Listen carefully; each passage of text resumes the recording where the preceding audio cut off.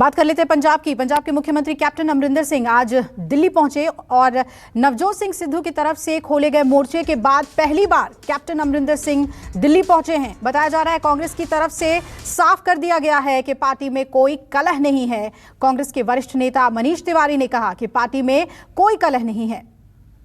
पंजाब की कांग्रेस सरकार में चल रही कलह को दूर करने के मकसद से गठित 3 सदस्यीय पैनल ने कैप्टन अमरिंदर सिंह को बुलाया, उनसे मुलाकात करेंगे और सीएम आज कांग्रेस में कलह को शांत करने के लिए बनाई गई 3 सदस्यीय कमेटी से मिलने वाले हैं, जो राज्यसभा में पार्टी के नेता मल्लिकार्जुन खड़गे की अगुवाई में बनी हुई है। और इसमें पंजाब मामलों के प्रभारी हरीश रावत और वरिष्ठ नेता जयप्रकाश अग्रवाल भी शामिल हैं।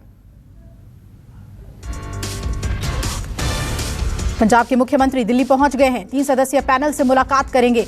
हालांकि कांग्रेस की तरफ से कहा जा रहा है कि पार्टी में कोई कलह नहीं है।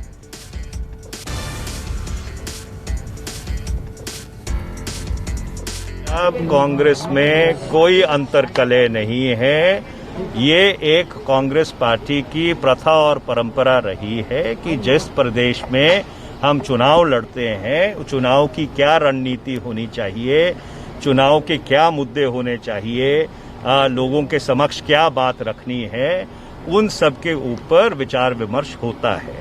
ये कोई पहली बार नहीं हो रहा है और ये कोई आखिरी बार नहीं होगा।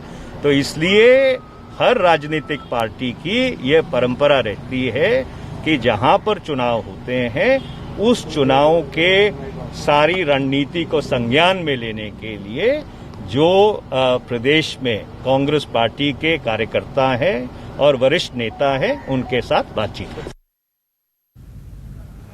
और पंजाब को लेकर ज्यादा जानकारी के लिए चंडीगढ़ का रुख करेंगे। विशाल एंग्रिश मेरे सहयोगी जुड़ रहे हैं और न्यूज रूम से रमन कुमार हमारे साथ जुड़ रहे हैं, मेरे वरिष्ठ सहयोगी। रमन, पहले आपका रुख करते हुए ये समझना बेहद जरूरी है कि आखिर तलब करने की जरूरत क्यों पड़ी कांग्रेस को पंजाब के सीएम को, जबकि कहा जा रहा है कि कोई कलह नहीं है।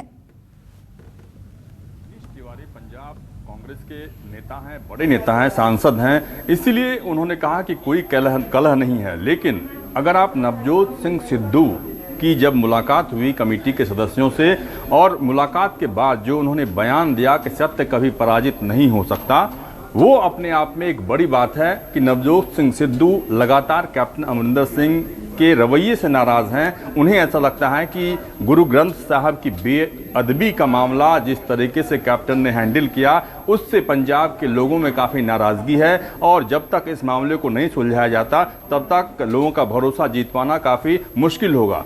इसके अलावा और भी कई ऐसी बातें हैं कि नवजोत सिंह सिद्धू ने जब केंद्रीय मंत्री के तौर पर, पंजाब के केंद्रीय मंत्री के तौर पर इस्तीफा दिया था, उसके बाद से उनकी वापसी पर लगातार चर्चा चल रही है।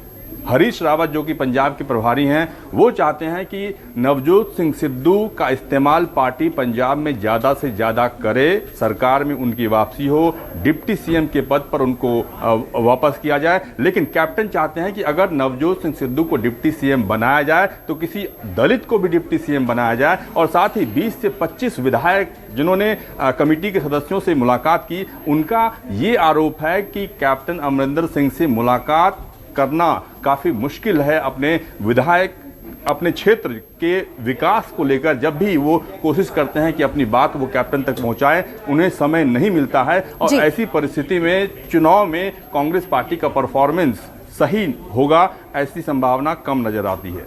जी बिल्कुल रमन, आप बने रहिएगा। पंजाब में किस तरह से इस पूरे मामले को लिया जा रहा है, विशाल हमारे साथ जुड़े हुए हैं। विशाल, यहाँ कहा जा रहा है कि पार्टी में कोई कलह नहीं है, आने वाले चुनाव के मद्देनजर ये सारी कवायदे हो रही हैं। वहाँ पंजाब में इस मामले को कैसे देखा जा रहा है? सिद्धू की जो नाराजगी है वो किस कदर है वहाँ पंजाब में? और देखिए, जो सिद्धू की नाराजगी है वो उसने हाईकमांड तक उन्होंने पहुंचा भी दी है। लेकिन वहीं पर यदि कैप्टन अमरिंदर सिंह की बात की जाए तो आज कहीं ना कहीं उन्होंने अपने विरोधियों को झटका देने का काम किया है। जो 3 बागी विधायक थे, सुखपाल सिंह खैरा, निर्मल सिंह पीरामल और कमालू वगैरह, तो उनको आज पार्टी में शामिल करने का ऐलान कर दिया गया। मुख्यमंत्री के जो ऑफिशियल कांग्रेस का पेज है उस पर भी डाल दिया गया और तीनों के साथ मुख्यमंत्री की फोटो भी वायरल कर दी गई है। और ये संकेत देने की कोशिश की गई है कि यदि उनका विरोध हो रहा है तो उनके पक्ष में भी बहुत सारे विधायक हैं। और ऐसा ही जो तस्वीरें निकल के सामने आई, ऐसा ही माना भी जा रहा है। यदि बेअदबी की बात की जाए तो सबसे पहले रंजीत सिंह कमीशन बनाया गया था। और रंजीत सिंह कमीशन का मैं बता दूं कि सुखपाल सिंह खैरा और जस्टिस रंजीत सिंह आपस में रिश्तेदार कहे जा रहे हैं, और जो विरोधी हैं वो लगातार ही हमलावर भी हो रहे हैं कि एक तरफ कांग्रेस ने अपने ही लोगों का रंजीत सिंह कमीशन बैठा दिया और